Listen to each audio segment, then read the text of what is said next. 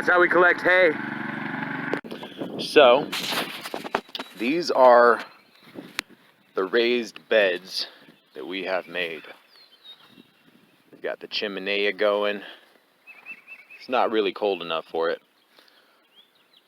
but it does add a little bit of comfort. It's kind of a nice feel. So I plan on doing one more raised bed today. These are just loosely piled rocks. We were going to go all out, go fancy, put in wood, raised beds. But that's just an extra expense we don't need right now. The grapevines are starting to come out. We've got that raised bed for the raspberries. And we have plenty of rocks. It's gonna go right over there. And that is at least the goal for today. One more raised bed. Try to do one a day. They're a little more labor intensive because we don't have dirt to fill them in.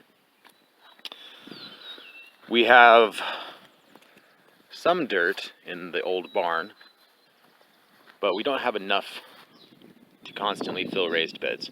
So I'll show you how we do that. I just love that lush green field.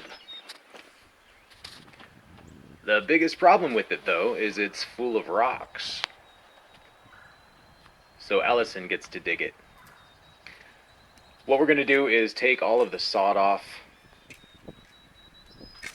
mark it all out, and then dig down about 2 shovel depths.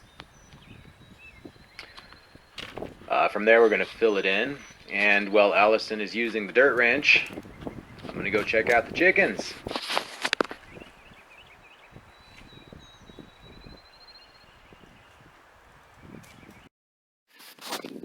Well, the chicken coop has doors now. It even has a latch. It is whitewashed, and I put a roof on it. So you see how much overlap, or I should say how big that roof is and how far it goes over? Well, I did that for a very specific purpose. Namely because I'm lazy and I don't want to cut it. The wind shouldn't blow it down. At least I hope not.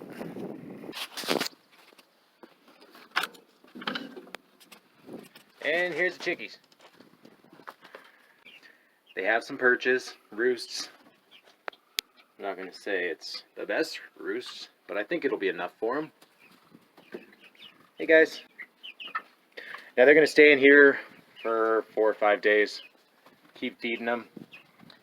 And then by then, their little run area should be finished and cleaned up. And I can let them out.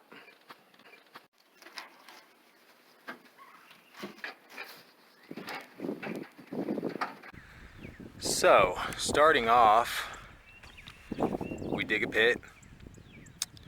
We set the sod or the turf on one side, and we set all the dirt on the other. And then we take all these sticks and branches. Rotted is good usually, but if you don't have rotted, this works out pretty well. We also take all the grass clippings that we can catch from mowing. We put the grass clippings and the sticks all in the pit.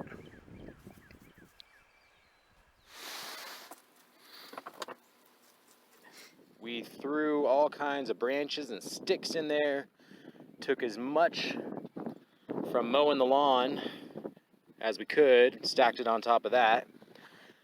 We're going to put some bunny poo in there, because bunny poo is excellent fertilizer.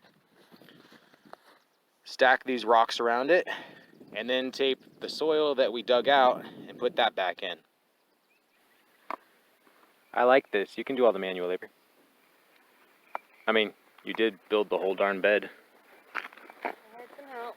A little help. Look at that big old rock.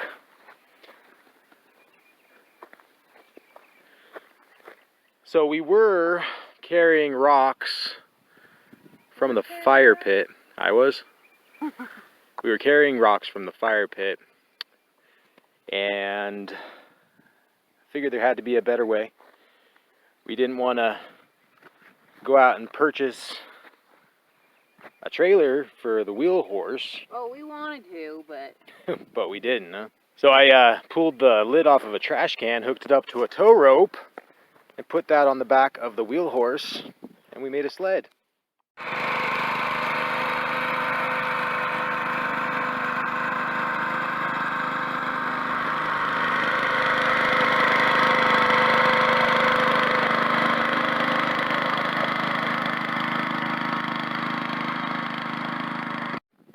So why are we making a garden bed like this?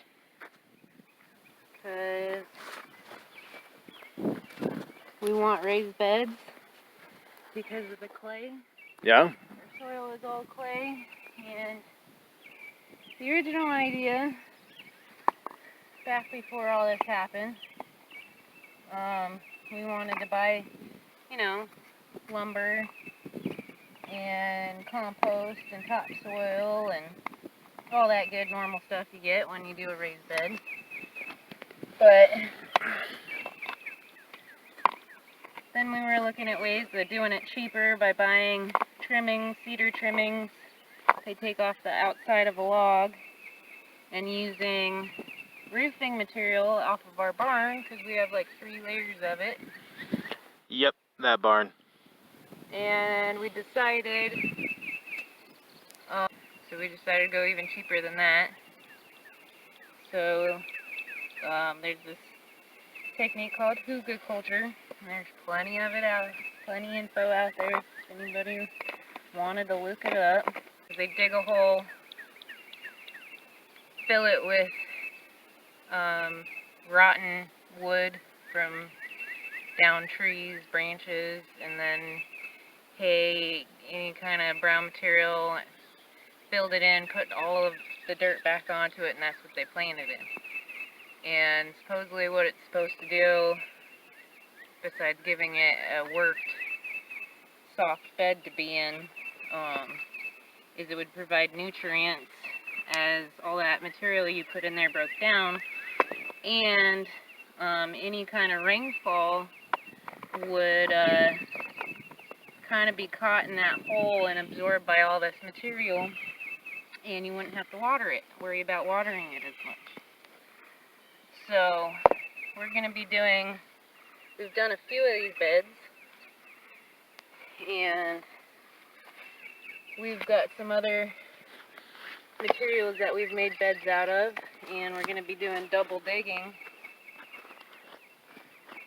in the main garden space here soon, and because we're running out of rocks, and it's all just one big experiment. We'll see how it goes.